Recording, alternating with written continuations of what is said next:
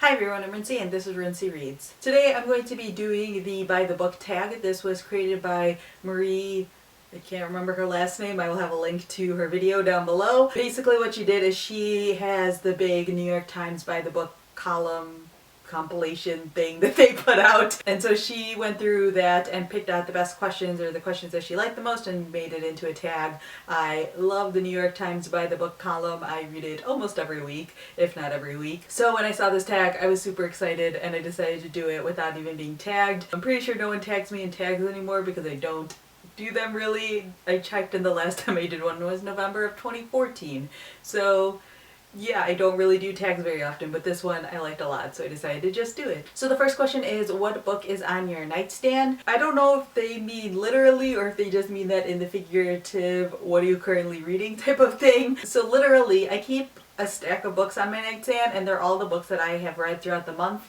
It makes it easy for me so that way when I do my wrap up at the end of the month I don't have to go searching around for all of the books that I've read. They're all just there in a stack. I have that as well as what I'm currently reading or maybe like the next book that I want to read. So along with all of the books that I've currently read, which I'm not going to go through, I also have Man Tiger by Eka Kurinawa. I mentioned this in my last Friday Reads video. I got this from the library and I wanted to read this because it was nominated for the Man Booker International Prize, or it was long listed for it. So I have this one sitting on my nightstand. I'm hoping to get to it this weekend. And then in the figurative what's on your nightstand, aka what are you currently reading, I'm currently reading Blackwater Rising by Attica Locke. And I'm reading that as an ebook. So I also have my tablet sitting on my nightstand because I read it before I go to bed. Number 2 is, what is the last truly great book that you read? Because I feel like I read a lot of good books, but saying truly great books, I think I'm just gonna go with Being Mortal. That's like my first instinct, also I can see it right now. I really enjoyed that book and I feel like more people should be reading it. I will link to my review video of it in case you guys are interested, but that book was just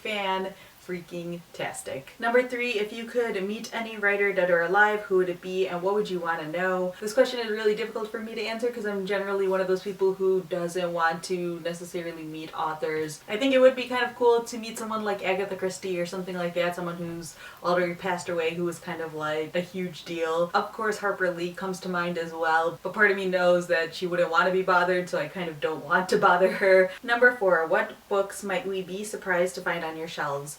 I don't think there's anything super surprising because I've done a whole bookshelf tour and I read pretty wide variety of genres. I mean, I used to have a couple of romance books, but I don't anymore, but I don't know if that's that surprising. Number 5, how do you organize your library? If you've seen my bookshelf tour, you already know this, but I have nonfiction, and then graphic novels in the shelf down here below the nonfiction, and then the very bottom shelf of this bookshelf is all of like my mass market paperback type books. And then behind me, this is all fiction, and there's a dresser over here that also has fiction books in it. And then within each like genre, except for graphic novels are arranged by publisher kind of, so all the Marvel books are together, all the DC books are together, etc. Within nonfiction and fiction, they're sorted alphabetically by author-ish.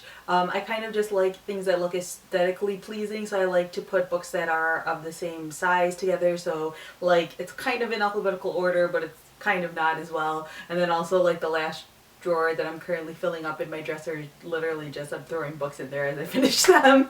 I'm not organizing them very well. I figure I'll just go in at the end of the year and reorganize my bookshelves a little bit more, or if I decide to purge again, things like that. We'll see what happens. Number 6, what book have you always meant to read and haven't gotten around to yet? Anything you feel embarrassed never to have read? I keep meaning to read more George Orwell. That's the first thing that comes to mind. I've read Animal Farm in 1984 and absolutely loved it. I've read some of his like shorter articles or essays as like single essays, but I haven't read any of his nonfiction yet. I own 2 of them, and so I really just need to get around to it and just pick one up already. But in general, there's nothing where I'm like super embarrassed that I haven't read a thing yet. I feel like I've covered a lot of the big ones in my reading life. 7, disappointing, overrated, just not good. What book did you feel you were supposed to like but didn't?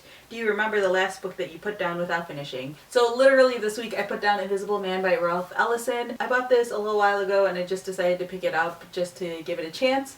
And I don't know if it's the book or if it's me. I feel like it's probably more me and just what I like out of a book. This is very like postmodern type of writing style. I don't do well with that style. I got through about 3 chapters and I was like, I think I'm just gonna go with something else right now. So I might give it a chance again later, but I don't think so.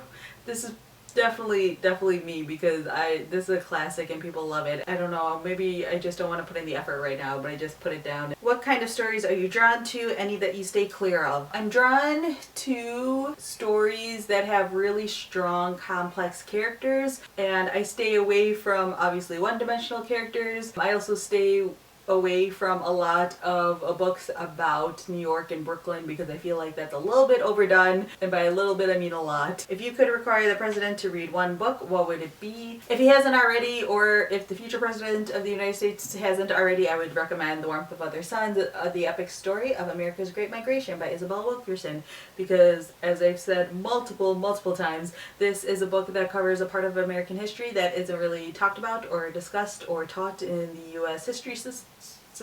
Future editing rincey here. I'm changing my answer for this one to The Empathy Exams by Leslie Jameson, because let's be real, politicians need a lot more empathy. Number 10. What do you plan on reading next? Oh, I already answered this question completely on accident. Man Tiger, as I said. This one is a relatively short one, so I'm hoping to get through it this weekend. And then I'm also hoping to try The Marriage Bureau for Rich People by Farhad Zama. I've had this book, again, forever. This is supposed to be just like a really light, fun, kind of chick-lit-y type of book, which is basically what my brain needs right now. It's kind of why I'm reading Blackwater Rising. Not that Blackwater Rising is a like chick-lit-y book, but it's a mystery novel, and so it has that like plot suspense thing to keep me going. I need things that are kind of lighter right now just because my brain can't handle a whole lot. So over the weekend I read things that are slightly more literary, and during the week I read things that are slightly lighter, so this is going to be my lighter read. So yeah, those are all of the questions. I am going to tag David from The Poptimist, Max from All Done Books, Jenny from Adultish Books because I always tag her, Katie from Effusions of Wit because she is making videos again, and I'm like trying to think of someone who hasn't already done this tag. Oh, let's go with Jean from Bookish Thoughts. There's 5 people.